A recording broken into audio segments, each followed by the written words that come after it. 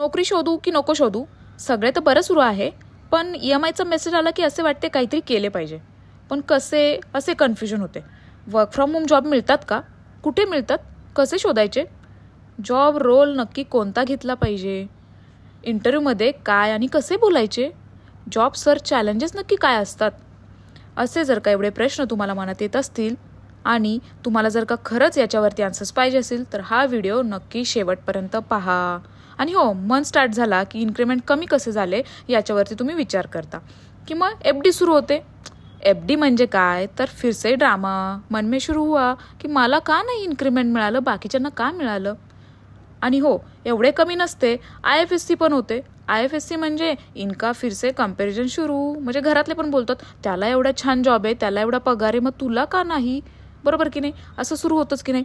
आता त्यांना कोण सांगणार की अप्रायझल आले की कंपनीला SIP होते. अहो, SIP म्हणजे सिर्फ इनको ही प्रॉब्लेम. म्हणजे बरोबर अप्रायझलच्या वेळेसच त्यांना बरेचसे काही काही निगेटिव्ह पॉईंट्स दिसतात. बरोबर की नाही?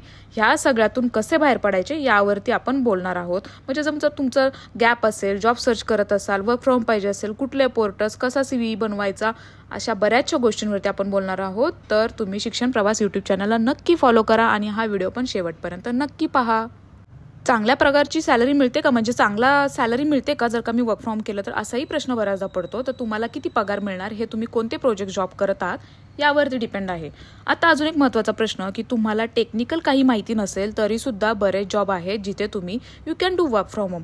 म्हणजेच की कस्टमर सक्सेस जिथे अकाउंट मॅनेज करता, सेल्स अँड बिझनेस डेव्हलपमेंट किंवा content writing, social media managing, virtual assistant, translation असे बरेचसे नवनवीन ऑप्शन्स तुम्हाला वर्क फ्रॉम होमसाठी अवेलेबल आहेत. आता तुम्ही म्हणाल की वर्क फ्रॉम करायचे असेल तर कुठले स्किल्स असणे अपेक्षित आहे, जिथे घरबसल्या तुम्ही जॉब करू शकता त्यासाठी काय येणं अपेक्षित आहे. तर सर्वात महत्त्वाचं की क्युरियोसिटी, तुम्ही स्वतःहून प्रयत्न करा. दुसरं म्हणजे की स्पिरिट, तिसरं म्हणजे की प्रॉब्लेम सॉल्विंग स्किल्स, चौथं म्हणजे की कोलॅबरेटिव्ह स्पिरिट. आता तुम्ही टीमवर्क, कम्युनिकेशन ह्या सगळ्या रोलसाठी हे स्किल्स येणं खूप जास्त गरजेचं आहे, कारण की त्यावेळी तुम्ही घरातून काम करत असता, सो तुम्हाला कोलॅबरेट करावं लागतं सगळ्यांसोबत. अप्लाय करणं हे आपलं काम आहे, सिलेक्ट होणं हे टेक्निकल मॅनेजर किंवा हायरिंग मॅनेजरवरती डिपेंड आहे. चला तर मग आपण या व्हिडिओला सुरुवात करू. आणि हो, अजून जर का तुम्हाला बऱ्याचशा गोष्टी माहिती करून घ्यायच्या असतील तर शिक्षण प्रवास इंस्टाग्राम चॅनलला सुद्धा फॉलो करा. The first thing you need to understand when you are looking for a job is to understand whether or not it is the right time for you to have a new job. And how do you evaluate that? A simple strategy. Just understand you need to take care of these three parameters are bringing. Right time to switch. Are you bringing value to the company? Second one, are you bringing value to yourself? Third one, are you valued? So ज्यावेळी तुम्ही job switch करण्याच्या कन्फ्युजनमध्ये असता त्यावेळी हे 3 parameters तुम्ही पाहू शकता. मी स्क्रीनवरती already mention केलं आहे की सर्वात महत्त्वाचं की तुम्ही कंपनीसाठी काय व्हॅल्यू ॲड करत आहात, तुम्ही तुमच्या स्वतःसाठी काय व्हॅल्यू ॲड करत आहात आणि तुम्ही त्या कंपनीसाठी किती व्हॅल्युएबल आहात, व्हॅल्यूड आहात, हे सर्वात महत्त्वाचं आहे. आता या 3 गोष्टींपैकी if the answer to all this question is yes, then you don't need to change your job. But if your answer is no to any of this questions, that means you need to change your job and look out for opportunities whether you are valued, you are bringing values to the company and you are also able to get value for yourself. म्हणजे शेजारचे कोणीतरी job switch केलं आहे किंवा तुमचा कुठल्या तरी कोवर्करने job switch केलं आहे म्हणून तुम्ही जॉब स्विच करत आहात किंवा बाकी लोकांचे ऐकून कान दुखतात, पण ॲक्च्युली पगार तर वाढत नाही. शेवटी तुम्ही स्वतःचा डिसिजन स्वतः घ्यायला पाहिजे की तुम्ही जॉब स्विच कधी करायचं, आणि हे 3 पॅरामीटर्स तर महत्त्वाचे आहेतच. Now the second thing you need to understand is what are the challenges in your current job strategy and how do you find out that. You need to understand what stage you are stuck at. So there are 2 stages. Is your resume not getting shortlisted?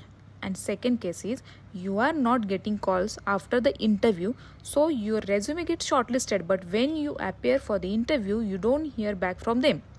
In that case you need to work on your interview or your communication skills or maybe prepare well before the interview. असे बऱ्याचदा होते की तुम्हाला इंटरव्ह्यूमध्ये कॉलच येत नाही, म्हणजे तुम्हाला रेझ्युमे शॉर्टलिस्टिंगसाठी कॉलच येत नाही किंवा रेझ्युमे शॉर्टलिस्ट होऊन इंटरव्ह्यूसुद्धा देता, पण त्यानंतर बऱ्याचदा तुम्हाला काहीही रिझल्ट मिळत नाही. तर त्यासाठी तुम्ही प्रॉपर प्रिपरेशन करणं खूप जास्त गरजेचं आहे. आणि सर्वात महत्त्वाचं की job strategy. Now most important thing is Whenever you are applying for the job, the first thing that you need to have in your mind is you need to intentional and by intentional. I mean, your job search should be organized, and now how do you organize it? You need to make an Excel sheet record.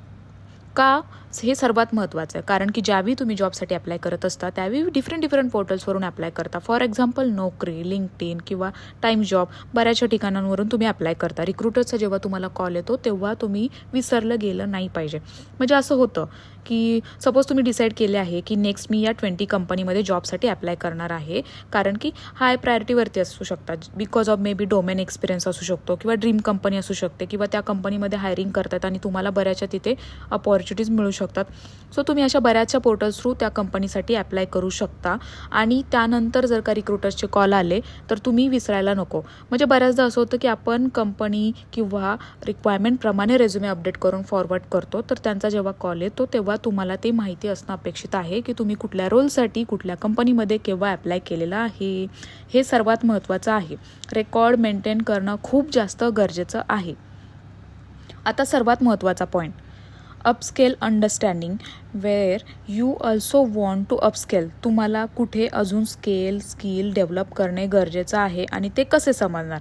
So जेव्हा तुम्ही job search करत असता, go through their job description, आणि ज्यावेळी JD पाहत असाल त्यावेळी पहिले काही points are must have in the JD असं असतं. आता तुम्ही चेक करा की त्यातले कुठले मॅन्डेटरी JD स्किल्स तुमच्याकडे नाहीत. कलेक्ट करा what skills are there that you don't have, आणि ते तुम्ही शिकणं खूप जास्त अपेक्षित आहे.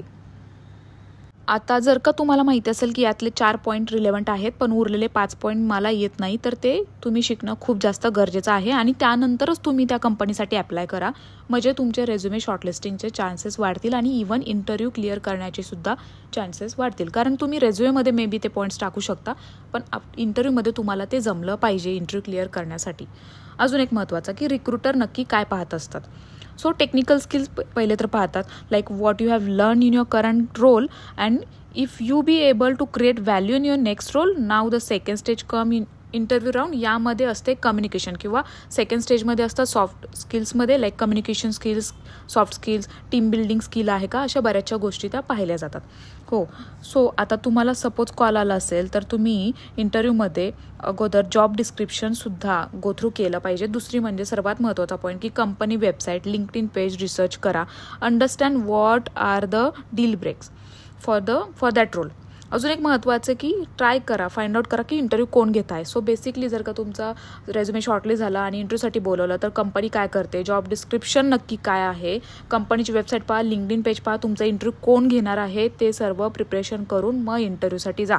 आणि हो, अजून महत्त्वाचा पॉईंट की आता आपण नेक्स्ट स्टेजमध्ये पाहणार आहोत की नोकरीवरती प्रोफाईल्स कसे अपडेट करायचे, लिंक्डइनवरती तुम्ही कसं ॲक्टिव्ह राहिलं पाहिजे, नेटवर्क कसं वाढवलं पाहिजे, इंटरव्ह्यूमध्ये कुठल्या प्रश्नांचे आन्सर्स कसे दिले गेले पाहिजेत, आफ्टर शॉर्टलिस्टिंग HR सोबत सॅलरीसाठी निगोशिएशन कसं करणं अपेक्षित आहे, अशा बऱ्याचशा गोष्टी आपण नेक्स्ट व्हिडिओमध्ये पाहणार आहोत. अजून सर्वात महत्त्वाचं की इंस्टाग्रामवरती बऱ्याचशा डेली अपडेट्स मी मेन्शन करत आहेत, बऱ्याचशा मार्केटच्या गोष्टी मी मेन्शन करत आहेत. तर तुम्ही इंस्टाग्राम चॅनलला सुद्धा पाहू शकता, इंस्टाग्रामला सुद्धा फॉलो करू शकता. चला तर मग भेटूयात नवीन व्हिडिओमध्ये. Till then tata, bye bye, जय महाराष्ट्र.